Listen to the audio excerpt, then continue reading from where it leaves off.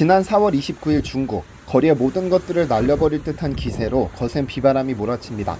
곳곳에서 나무가 꺾어지고 사람들이 서둘러 거물로 몸을 숨깁니다. 그런데 한 노인이 거물로 들어서려던 찰나 바람을 이기지 못하고 길바닥에 쓰러집니다. 소녀인 듯 보이는 아이가 노인을 구해보려 하지만 결국 강풍에 날아가고 마는데요. 이는 지난 4월 29일 중국 귀주성에서 촬영된 영상으로 현재 중국은 해수면 기온 상승에 따른 대기 불안정으로 강풍, 우박, 토네이도 등 기상이변이 속출하고 있습니다. 이런 기상이변으로 지금 중국뿐 아니라 전 세계가 고통받고 있습니다. 극단적인 가뭄과 폭우 등 기상이변으로 전 세계는 몸살을 앓고 있는데 기후변화가 인류의 생존을 위협하는 가운데 지난해 전 지구 기온이 역대 최고치를 기록했습니다. 세계 기상기구에 따르면 2023년 지구기온은 14.9도로 산업화 이전보다 1.45도가 상승해 기후재앙을 피할 수 있는 마지노선인 1.5도에 바짝 다가섰다고 하죠. 그런데 전 지구적인 기온 상승에 직격탄을 맞은 해조류가 하나 있습니다. 김인데요. 지금 김 때문에 옆나라 일본은 초비상에 빠졌습니다. 안녕하세요, 디스멘털입니다. 사실 김은 한국이 인류 역사에서 가장 먼저 먹기 시작한 것을 확인할 수 있는데, 왜냐하면 적어도 삼국시대부터 김을 섭취했기 때문입니다. 이련이 쓴 삼국유사에는 김을 신라시대 왕의 패백 품목으로 기록하고 있으니 이미 그 이전부터 김을 섭취하고 있었다는 의미가 됩니다.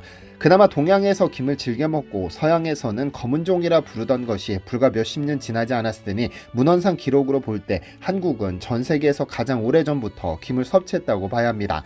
그런데 우리나라의 밥도둑 반찬을 넘어 김밥, 스낵 등으로 해외를 호령하고 있는 김의 유래가 조금 흥미롭습니다. 경남 하동지방의 한 노파가 섬진강 하구에서 김이 많이 붙은 나무 토막이 떠내려오는 것을 발견하여 대나무나 나무로 된 섭을 세워서 양식하기 시작하였다는 이야기. 약 360년 전에 관찰사가 지방을 순시할 때 그 수행원 중에 한 사람이 김의 양식법을 가르쳐 주었다는 이야기 등등 김에 대한 이야기는 많습니다. 그 이름의 유래 또한 흥미롭습니다. 조선의 제16대 임금 인조는 여느 날과 마찬가지로 수라상 앞에서 기미상궁이 기미하는 모습을 지켜보고 있었습니다.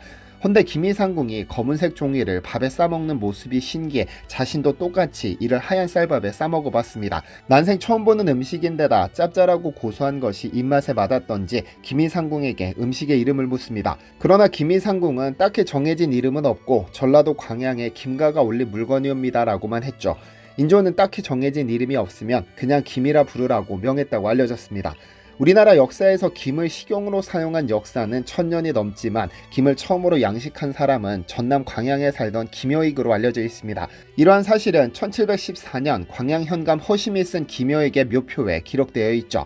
이처럼 우리 민족이 오랫동안 즐겨오던 김이 지금은 지구를 살리는 친환경 식재료이자 검은 반도체로 불리기도 합니다. 김 수출 1조 원 시대가 열렸으니 검은 반도체라는 별명이 그리 과한 것도 아닙니다. 그런데 지금 이 김이 대위기에 놓였습니다. 한국해양수산개발원 수산업관측센터가 최근 발표한 2024년 5월 양식관측 해조류 보고서에 따르면 올 4월 김밥에 쓰이는 마른 김의 월 평균 도매 가격은 한 속당 1,089원으로 처음으로 1만 원을 넘어섰습니다.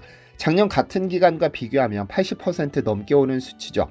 이에 대천김, 광천김, 성경식품 등 중견 조미김 제조업체 3곳에 이어 업계 2위 대기업인 CJ제일제당도 최근 김 제품 가격을 평균 11.1% 올렸습니다. 통계청 국가통계포털에 따르면 지난 4월 김에 대한 소비자 물가지수는 119.45로 전년 동기 대비 10% 상승했는데 이는 전체 소비자 물가 상승률의 약 3.4배에 이릅니다. 근데 김 가격은 왜 80%나 오른 걸까요? 외국인들이 갑자기 김을 너무 찾기 시작해서? 아닙니다. 기후변화로 인한 작황부진 때문입니다. 김은 워낙에 까다로운 생산 조건을 필요로 합니다. 즉 깨끗하고 청정한 바다에서만 생산되며 지저분하고 오염된 바다에서는 생산이 불가능합니다. 그런 바다에서 자란 김을 먹을 사람은 없으니까요. 여기에 반드시 조류, 일조량, 수온, 염분의 4박자가 맞아야 비로소 최고의 김이 생산되며 위도 34에서 37도 해안에서 생산되지만 같은 위도라도 수온에 따라 맛이나 성분이 다른 특징이 있습니다. 그러나 무엇보다 수온이 중요한데 최적의 수온은 약 5에서 8도, 4도 이하로 내려가면 김이 성장하지 않고 15도 이상으로 올라가면 뿌리가 녹아버립니다. 그런데 지난해 전 지구 기온이 역대 최고치를 기록했는데 수온 역시 최고치를 기록했습니다. 국립수산과학원이 인공위성을 이용해 우리나라 바다 표층 수온을 관측한 결과 관측을 시작한 1990년 이래 2023년 연평균 수온이 가장 높았다고 하죠. 연평균 표층 수온은 가장 높은 19.8도씨를 기록해 지난 20년 동안 평균 수온보다 0.6도씨 높았습니다. 이는 한국에서만 일어나는 특수한 상황이 아닙니다. 미국 해양대기청이 발표한 2023년 지구기후보고서에 따르면 2023년이 근대 기상관측 시작 이래 가장 높은 전지구 평균 표층 수온을 기록했는데 이는 174년 관측 역사상 가장 높은 기록을 경신한 겁니다. 그러니까 작년 2023년은 174년 관측 역사상 가장 수온이 높은 만큼 수온의 영향을 받는 김작황이 조울리는 만무했던 겁니다.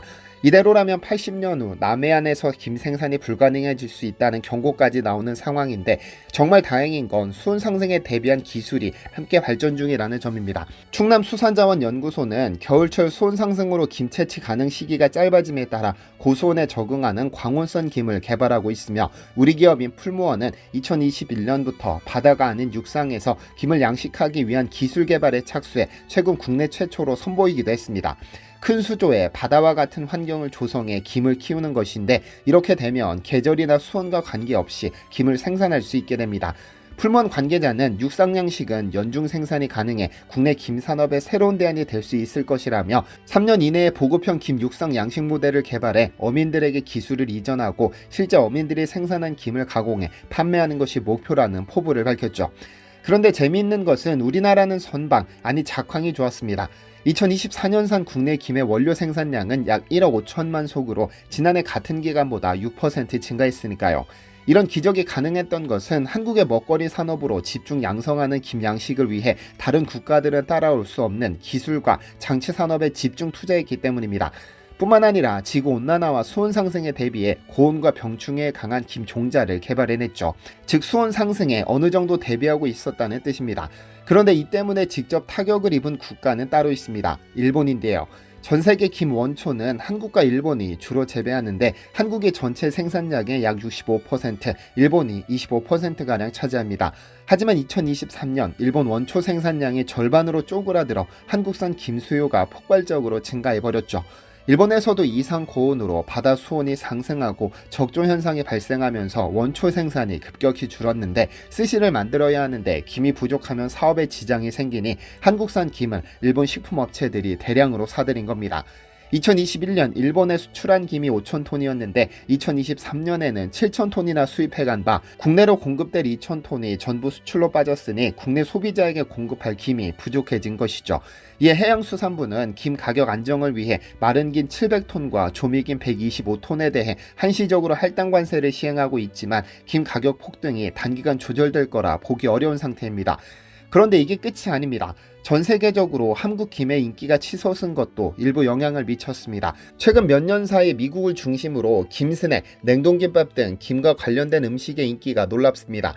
미국 최대 전자상거래 사이트 아마존의 김을 검색하면 어지간한 제품에는 수백 개가 넘는 리뷰가 적혀 있을 정도죠. 사실 김이 해외에서 인기를 끄는 건 맛도 있지만 팬데믹 사태 이후 세계인이 건강식에 관심을 가졌으며 김이 자연에서 유래되었다는 것, 화학비료를 사용하지 않았다는 이유가 큽니다. 조미김의 경우 그 자체로 하나의 식품이고 식자재로 사용하면 김밥, 초밥 등 다양한 식품으로 탄생하죠. 요즘엔 채식주의자들 사이에서 슈퍼푸드로 불리는 등 인기가 치솟고 있습니다. 그래서 우리나라 김은 해외에서 일반김, 김부가, 김튀김 등 다양한 스낵으로 가공돼 판매 중이며 결국 지난해 해외 수출액 1조 원을 돌파하며 역대 최대 수출 실적을 기록하며 검은 반도체라는 별명도 얻었죠. 이제 우리나라 김이 수출되는 나라는 미국, 일본, 중국, 러시아, 캐나다, 태국, 호주, 대만 등 120개국에 달하며 우리나라 해수부는 2027년까지 김 수출 10억 달러라는 원대한 목표를 세웠습니다. 충북 괴산이 고향인 제가 태어난 마을은 오지 중의 오지였습니다. 국민학교 5학년 때까지도 차도가 없어 버스가 다니지 않았으므로 아침 저녁이면 30분을 걸어 산을 넘어가야 버스를 탈 수 있었죠. 그런 제 고향 마을에 늦가을이 되면 전라도 아줌마라고 부르던 반가운 손님이 오셨는데 머리와 양손 가득 짐 보따리를 들고 오셨습니다. 그 짐보따리에는 늘 김이 있었는데 내륙에서는 구경도 할 수 없기 때문에 어머니는 늘 10톳 가까이 사셔서 아침마다 직접 김붓으로 참기름을 바르고 맛소금을 뿌려 아궁이 잔불로 구워 6남매를 챙기셨습니다. 산의 진미도 그런 산의 진미가 없습니다. 한때 외국에서 바다의 잡초니 검은 종이니 무시당하던 김은 이제 전 세계인들이 사랑하는 간식이 되어 어느새 한국 농수산품 중 독보적인 1위 수출 품목으로 떠올랐습니다. 하지만 수온 상승으로 가격은 오르고 이젠 우리 밥상에서도 가볍게 보기 어려운 상태까지 왔습니다. 그러나 늘 어려움 속에서 돌파구를 찾아냈던 것처럼 이 위기를 잘 이겨내 10억 달러 수출을 넘어 세계 김생산 100%라는 거대한 목표가 이뤄지기를 응원하겠습니다. 시청해주셔서 감사합니다. 디시멘터리에서는 여러분의 제보를 기다립니다. 제 채널에서 다뤘으면 좋겠는 뉴스 또는 널리 알려졌으면 하는 영상은 디시멘터리 네이버닷컴으로 보내주시면 소중히 제작하겠습니다. 시청해주셔서 감사합니다.